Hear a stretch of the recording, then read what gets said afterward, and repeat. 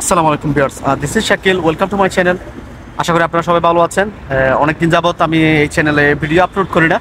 তো আপনারা যারা বিভিন্ন আরব আমিরাতের বিষয়াদি নিয়ে জানতে যাচ্ছেন, আপনাদেরকে আজকে আরব আমিরাতের বিষয় নিয়ে কথা বলবো। বিশেষ করে আরব আমিরাতের বিষয় নিয়ে, ভিসা খুলছে না কেন তার নিয়ে আলোচনা করবো আমি। ঠিক আছে, আপনারা বিশেষ করে আরব আমিরাতে আসতে যাচ্ছেন, ভিজিট বিষয়ে আসতে যাচ্ছেন, অনেকে সরাসরি লেবার ভিসা নিয়ে আসতে যাচ্ছেন। ঠিক আছে, তো ভিজিট ভিসাও খুলছে না কেন, লেবার ভিসা খুলছে না কেন?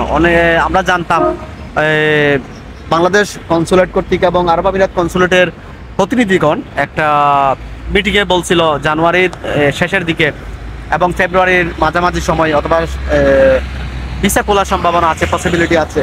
কিন্তু এখনো পর্যন্ত ভিসা ওপেন হচ্ছে না, টাইপিং হচ্ছে না। সেটা কেন, সেটা নিয়ে আমি বিস্তারিত আলোচনা করছি এই ভিডিওতে। আশা করি আপনারা সম্পূর্ণ ভিডিওটা দেখবেন। মূলত আপনারা জানেন অগাস্ট মাসে একটা ডিক্লারেশন দিছিল, সেপ্টেম্বর এবং অক্টোবর মাসে যারা আরব আমিরাতে অবৈধ বাংলাদেশি আছে তারা যাতে সিলিন্ডার করে তারা যাইতো চলে যায় বাংলাদেশে। ঠিক আছে, তো এটাকে আরও বাড়ানো হয়েছিল নভেম্বর এবং ডিসেম্বর পর্যন্ত অ্যামনেস্টির টাইমটা। কিন্তু অনেক বাংলাদেশি ভাইয়েরা কিন্তু সেটা ফলো করলেও চলে গেলেও বাংলাদেশে। ঠিক আছে, অনেক বাংলাদেশি ভাইয়েরা কিন্তু এখনো যায় নাই। আজকের খবর অনুযায়ী, আজকে জানুয়ারি 4 তারিখ 2025, আজকের খবর অনুযায়ী বাংলাদেশি ভাইয়েরা, ঠিক আছে, ইউই লেবার সোর্স অনুযায়ী 6,000 বাংলাদেশি ভাই জানুয়ারি মাসে অবৈধ বাংলাদেশি ধরা পড়ছে। ঠিক আছে, এখানে আরও অনেক আইডি কার্ড থাকা সত্ত্বেও বিভিন্ন কারণেও কিন্তু ধরা পড়ছে। ঠিক আছে, এগুলা কিন্তু তাদের রেকর্ডে আছে। তো বাংলাদেশি ভাইয়েরা এত বাংলাদেশি ভাইয়েরা এখানে অবৈধভাবে বসবাস করছে, তো তারা ভিসা সেজন্য খুলতে চাচ্ছে না, অন্য কোনো কারণ নাই। এখানে বাংলাদেশিদের পরিমাণটা বাড়িয়েছে। আগে যেখানে ছিল মাত্র 7 লক্ষ, সেখানে এখন তাদের এই পরিসংখ্যান অনুযায়ী, তারা স্ট্যাটিস্টিক্স অনুযায়ী 13 লাখের মতো বাংলাদেশি বসবাস করছে আরব আমিরাতে। বুঝতে পারছেন? 13 লক্ষ বাংলাদেশি যদি আরব আমিরাতে বসবাস করে, শুধু বাংলাদেশি 13 লক্ষ, তো দেশটার কি অবস্থা? এখানে আপনি আশেপাশে যেখানে যাবেন দেখবেন সব বাংলাদেশি ভাই। তো তারা চাচ্ছে যারা অবৈধভাবে আছে তারা চলে যাক, তাদেরকে রিটার্ন একদম ক্লিন করে ফেলুক। একদম ক্লিন করার পর তারা যদি চলে যায় তাহলে তারা ভিসাটা খুলবে। ঠিক আছে, ভিজিট ভিসা খুলবে, লেবার ভিসা খুলবে, তারপর আপনি আবিজাবি আরও যে ভিসাগুলো আছে, হাই প্রফেশন ভিসা বলেন, গোল্ডেন ভিসা বলেন, তারপর আপনার স্টুডেন্ট ভিসা বলেন, সবগুলো ভিসায় কিন্তু আপনি অ্যাপ্লাই করতে পারেন। এখন কথা হচ্ছে, যদি এই বাংলাদেশি ভাইয়েরা এখান থেকে যারা মিনিস্ট্রির আওতায় ছিল তারা যায় নাই, তাদের চাচ্ছে ওরা ক্লিন করতে। আশা করি এগুলো ক্লিন করার পর এখন কিন্তু আরব আমিরাতে হুরুস্থুল চেকিং চলতেছে। ঠিক আছে, চেকিং করে কিন্তু তাদেরকে পাঠিয়ে দিচ্ছে। যারা অবৈধভাবে বসবাস করছে তাদের কিন্তু পাঠিয়ে দিচ্ছে। তাদের পাঠিয়ে দেওয়ার পর আমার একটা ধারণা, এটা সম্পূর্ণ আমার ব্যক্তিগত সোর্স, কারণ 2018 তো আমরা দেখছিলাম ভিসা ওপেন হওয়ার আগে প্রথমে তারা প্রচণ্ড পরিমাণ চেকিং করে। চেকিং করার পর চেকিং যদি শেষ হয় তারপর তারা কিন্তু ভিসা ওপেন করে দেয়। কারণ ভিসা যদি ওপেন না হয়, সবচাইতে যে ক্ষতিটা হচ্ছে তা হচ্ছে আরব আমিরাতের।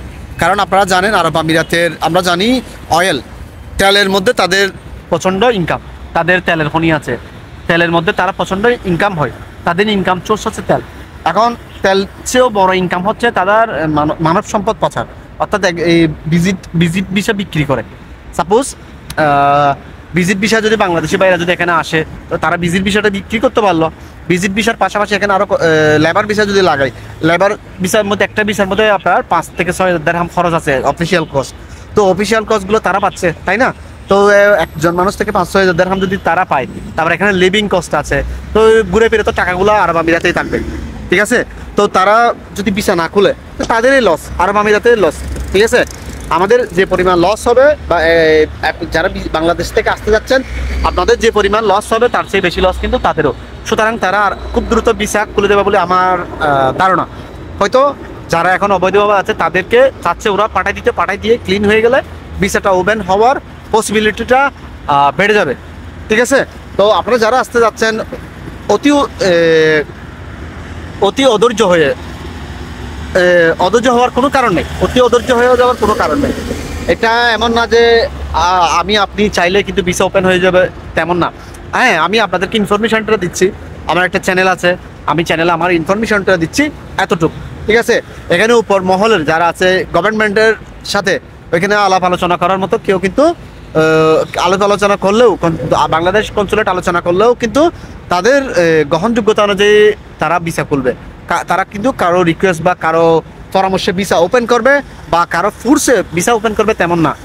তারা যদি মনে করে ভিসা এখন ওপেন করা জরুরি, ঠিক আছে, তাহলে ওপেন হয়ে যাবে। তো আশা করি আপনারা ততদিন আপনারা স্কিল ডেভেলপ করেন, ঠিক আছে, আপনারা গুছাই গাছা নেন, ঠিক আছে। তো আপনারা আরও পাশাপাশি কোনো একটা বাংলাদেশে কোনো একটা বিজনেস হলে বিজনেস, জব হলে জব, কোনো কিছু একটাতে ট্রাই করেন। শুধু আরব আমিরাতের জন্য বসে থেকে আপনারা সময়টা নষ্ট না করে কোনো না কোনো একটা স্কিল ডেভেলপ করেন, ঠিক আছে, সেটাই হবে আপনাদের বুদ্ধিমানের কাজ। So viewers, this is Shakil, don't forget to subscribe my channel. Thank you so much, আল্লাহ হাফেজ।